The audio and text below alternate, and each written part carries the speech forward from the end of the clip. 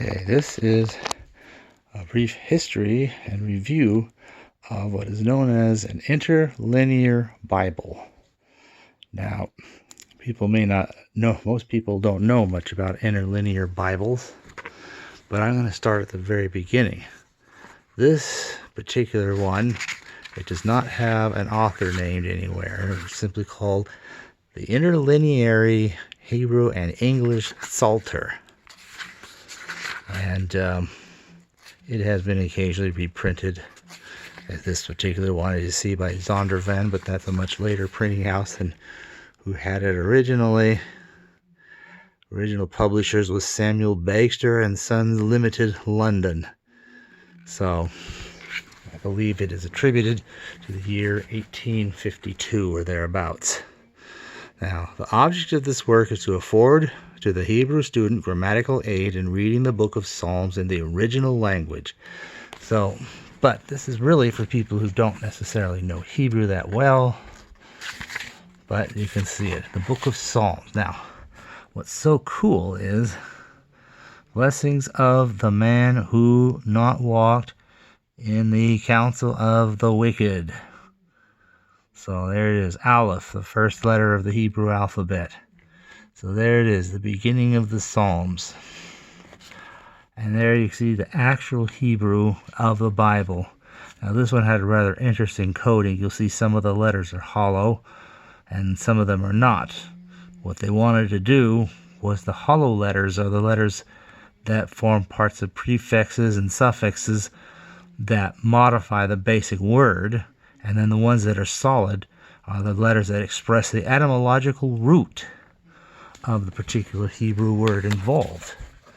So this has basically all of the different Psalms all the way through. Now, this one's kind of a crude first pass. There are other works, Bibles and other books, that would have, for example, one column with one language and another column with another, but with actual words right next to the translating in the literal words by word there, as you see. This Hebrew word becomes sharpened, and this becomes to shoot. Remember, Hebrew's read this way. All of these little English words, kind of weird. Okay, even a word, bitter, to shoot, so forth. It's kind of confusing there, but you get used to it fairly quickly. So that was kind of the first and kind of a preliminary edition. The first true proper interlinear Bible, however, was called the Emphatic Diaglott, which had the Greek text of the New Testament.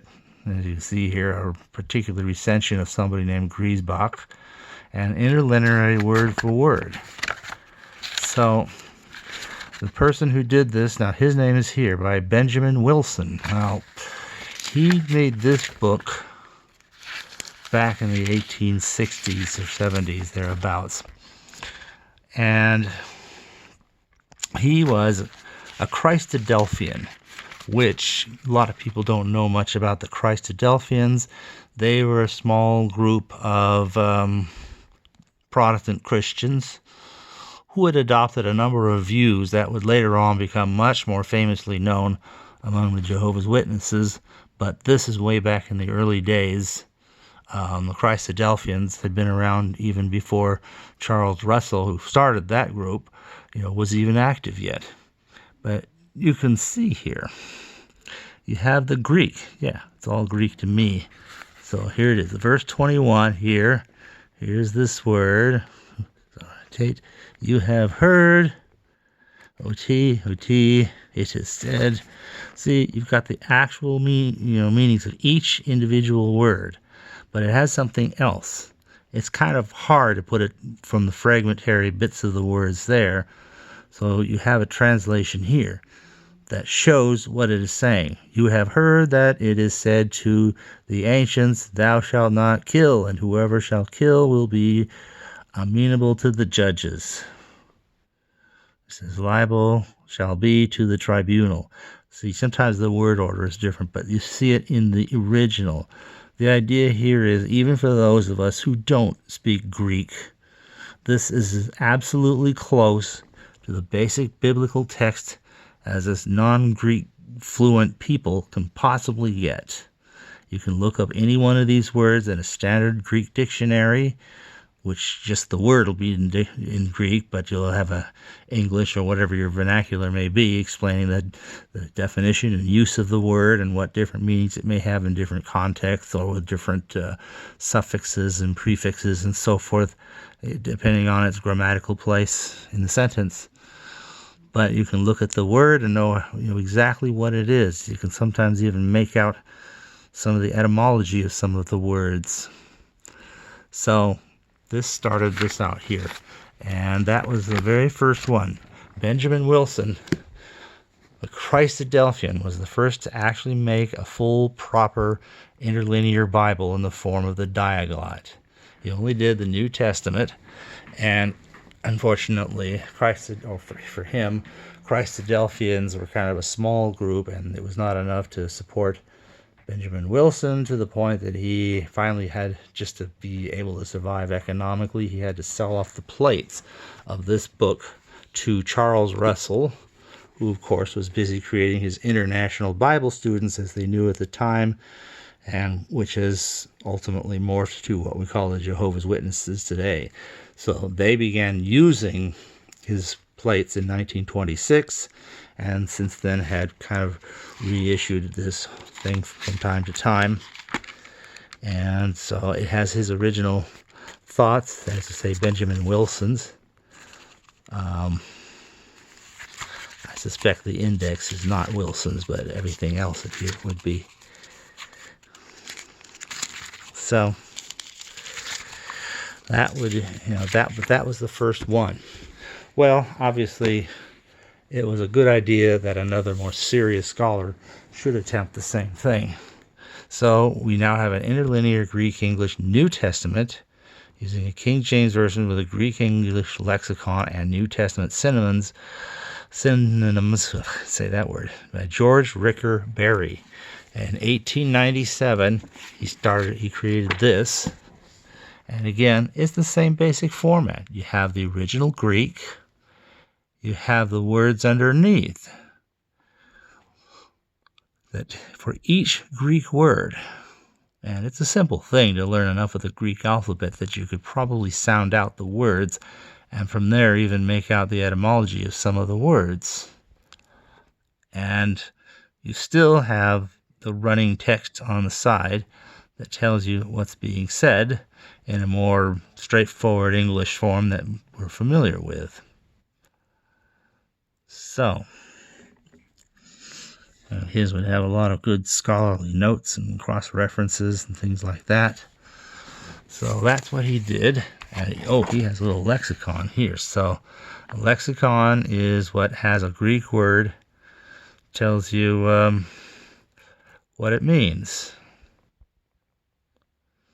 Ekthaumbio, to be amazed, greatly astonished, you see, and so forth. So you have all these words that you can find and you can look them up. So it has that. So that's the lexicon built in the same book, and the rest is simply the actual New Testament in Greek. Now, George Ricker Berry was a good, serious scholar who, having finished the New Testament, proceeded to start in on the Old Testament, because he also knew Hebrew. So now you have kind of the same thing, only now, of course, it's Hebrew, sort of like the Psalter, only the Psalter gives you the book of the Psalms. This gives you the Genesis and Exodus. And what it is, we actually have two different translations, two different English translations here, and then the Hebrew interlinear. And of course, you have to read everything this way, just like in the Psalter. So this word, and then this, which this long word kind of means, and they prostrated themselves to him. Wow, all that in one word. Okay. To the earth. And he asked. And so let me see where that would be here. Okay. Well, let's see here. And they prostrated. Well, let's see here. 27. Okay, I guess that would be 27. And he asked them of their welfare and said, "Is your father well?" Okay. And they said, oh, let's see, I guess it's not easy to find out some of this. But you get the idea. There's the Hebrew. You're looking at the actual Bible has come down to us from the original writers, the original Hebrew, or there's some Aramaic and bits of Esther and Daniel. Unfortunately for here, it's all Hebrew because this is only the first 2 books. That stood for a good long time, but that is not the end of the interlinears. So, we have another person here. Literal English translation by Alfred Marshall. So he prefers an interlinear translation of the Greek New Testament. And again, it's the same. So let's see here. But Jesus, looking at him, loved him and said to him, auto. Okay. And say, one thing is wanting. And so, and you can again, now you can find it here. And Jesus, looking upon him, loved him and said to him, you lack one thing. Go sell what you have and give it to the poor, and you will have treasure in heaven, and come follow me. So that's it.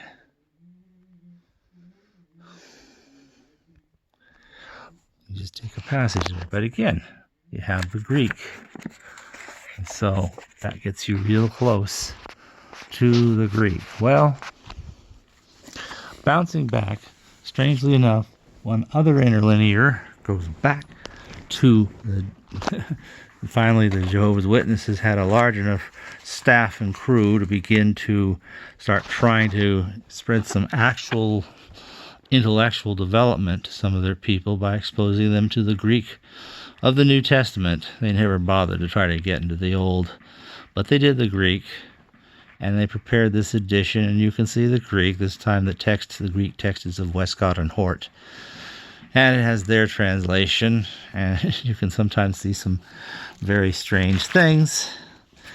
One of the most fun ones that some people like to harp on, and I don't know, I'm not too big on that. In beginning was the Word, and the Word was toward the God, and God was the Word. And so what we have here is, the lowercase there, that's the Greek didn't have an upper or lowercase originally. The lowercase that you see like there at the beginning of N and utos and so forth, that they start a sentence with, is as a later introduction. The original Greek, there was no upper or lower case. The question was, is that the God or a God? They've made it a God, which really doesn't even jibe with their belief. But be that as it may, you could see the Greek itself, and that in itself was a good thing, even if some of their own interpretations don't necessarily match the Greek, and you could see that too, and that's kind of unusual. But that was a kind of daring bit of honesty, and I guess I have to commend them on that particular thing. Well, what was really needed, of course, was a interlinear of the whole Bible. And this one started in the 1970s by somebody named J. Green, general editor and translator. And this became a massive 4-volume work. And usually when you get an interlinear Bible, this seems to be the one, for the simple reason that it is the most complete. It has the entire Bible. He went through all the Hebrew Bibles. Obviously, he's a very enthusiastic believer in the Bible, and that's all well and good and fine. This first volume has Genesis up through Ruth. So there's a little preface there, and then there's about a little bit about the Hebrew alphabet. So that's pretty cool. And then we get Genesis. And again, you start in the beginning, created God the heavens and the earth. The earth was without form and empty, and darkness on the face, the deep, and the Spirit God moving gently on the face, the waters, then said, God, let be light, and was light. So, there it is. And this is all this Hebrew, but it goes through all these books. And this is already the second edition. The first probably from maybe 74 or 73, 4 or 5, somewhere in there. This is already the second version, the first improved edition, because obviously as people looked at it, they found little boo-boos that, okay, you could fix those. Then in 1978, I believe, no, 76, he was able to do the second volume. This is as originally it was published. And this one, okay, First Kings. So this gets us everywhere from 1 Samuel up into the Psalms. And it kind of cuts off kind of in the middle of the Psalm somewhere. But there it is. And so, if you know enough Aramaic, you might be able to figure out which bits of Esther were actually not in Hebrew but Aramaic. I don't know. Unfortunately, there's no annotation to that effect, so anything we're looking at might be Aramaic instead of the Hebrew that one would think. So, that was the second volume. Then, later on,